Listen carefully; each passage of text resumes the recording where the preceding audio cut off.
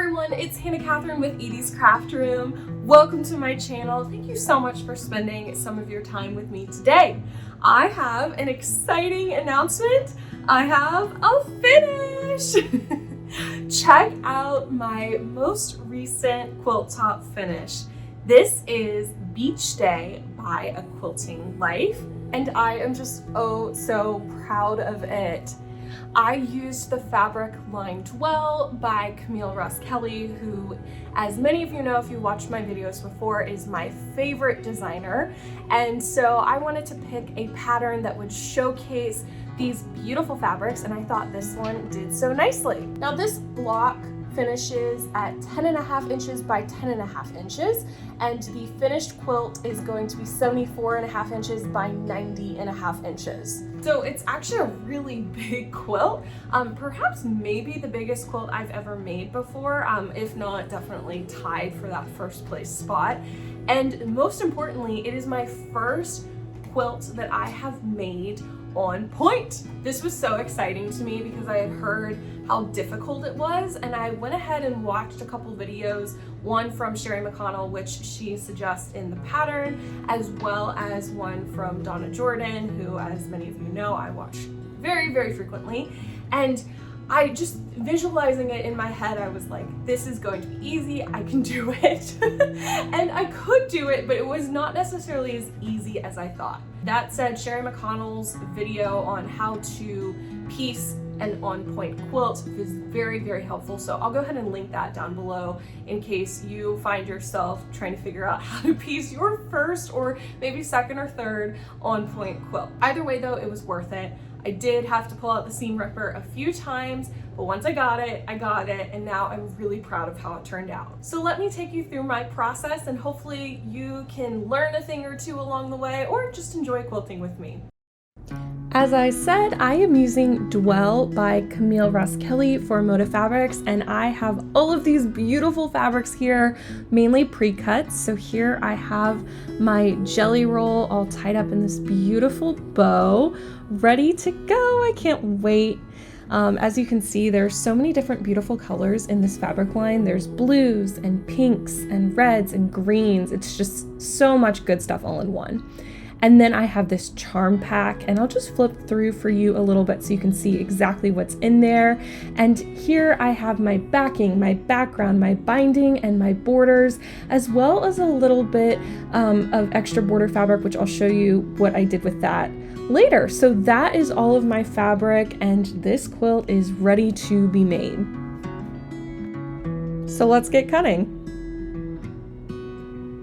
Alright, so my first step is to go through all of my jelly roll strips and pick out the ones that I want to use, because I'm not using all of them in the patchwork. I am looking for high volume fabrics, so fabrics that have a larger amount of designs in them, where you're seeing less of that white space. So as you can see, I'm setting aside those strips. I will be using those, don't you worry, either for a future project or in this project, which as the person editing this video, I can tell you I did end up using them in the project, which was really exciting. As you can see here, I'm just going through and doing an initial pass and just trying to decide, okay, what's going to provide the most contrast between my patchwork and the background fabric.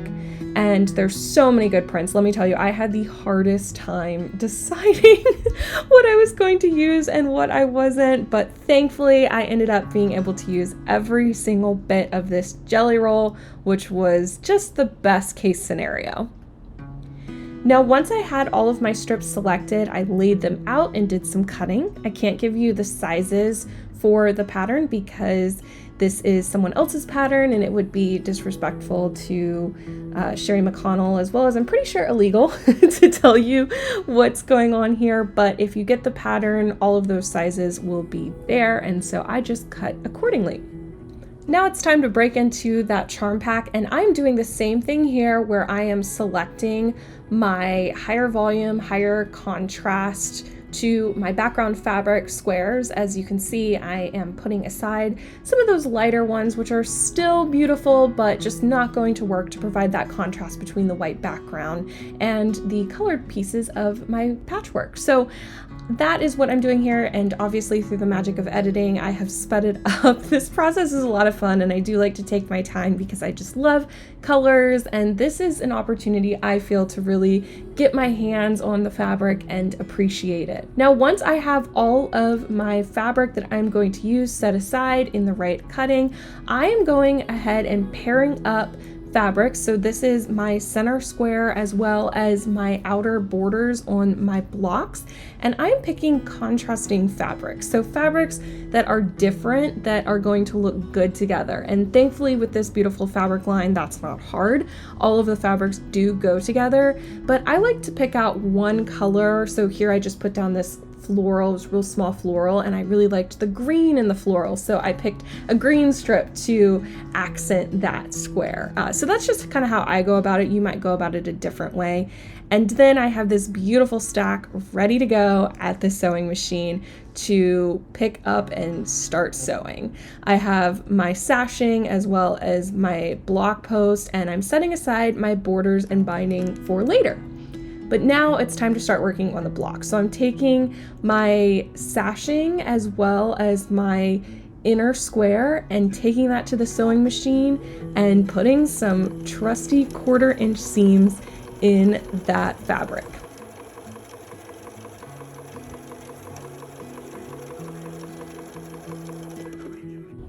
You know how it goes, cut, sew, press, and now it's time to press. I'm just pressing my seams away from the center block, as you can see, and adding my borders on according to the directions in the pattern. And that's the block, that's really it. So this is such an easy project. I think this would be a great block for a beginner quilter. The setting is definitely a little more advanced, but the blocks themselves, so easy, so much fun.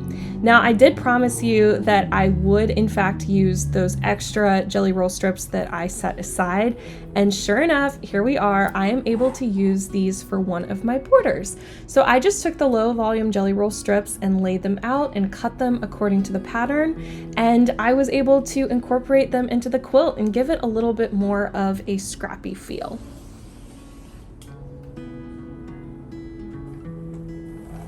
And the way that I attached them to one another was just by piecing them in a diagonal seam, right sides together, just like you would do your binding. And I pressed those seams open just to help them lay really flat. Now, once I was done with all of that, I decided to lay everything out, and Gumbo made it a little bit more difficult than I would have liked. He, for whatever reason, loved this quilt, and you'll see a lot of his interference throughout, although he would like to say it was emotional support. But here he is playing on my quilt blocks, a little bit dramatic here. He is something else. Obviously, it ended in destruction, and I did have to go ahead and lay everything out again because they did not stay in the right order long enough. But once I got them out there, I was able to sort them into rows. Make sure, remember, this quilt is on point, so your rows are diagonal, and I was able to lay them out together and clip them with a Wonder Clip and my Alphabetes to help me remember what goes where.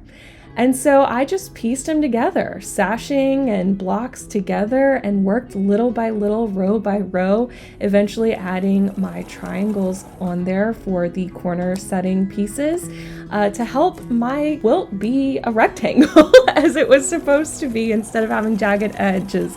And after I was done with that, I was just so happy. I could not believe I finally did an on-point quilt after all I had heard about them, and so now I feel good about doing the next one. As I mentioned, Gumbo was all over this quilt, and I can't wait to get it all quilted up because I think he's just gonna snuggle in it so much. I don't know what it was about this one. I have spent a lot of time sewing with him, and for whatever reason, he just wanted to be on top of it at all times. This is the final product, Gumbo and all. We couldn't do a final viewing without him in there, and I am so happy with it and cannot wait to get it sent off to the long armor to be quilted up and finally finished. Thank you so much for watching this video today. If you haven't already and you enjoyed this video, go ahead and subscribe to my channel. I would love to be a regular part of your YouTube consumption. I put out new videos as often as I can. I tend to aim for about every week or every other week, but as you know, the creative process is sometimes unpredictable, and to be honest, this is my hobby, and so I don't want to rush what I love. Give this video a like if you liked it, and be sure to leave me a comment down below, as I love interacting with this beautiful crafting and quilting community. So thank you so much, and I will see you next time. Bye.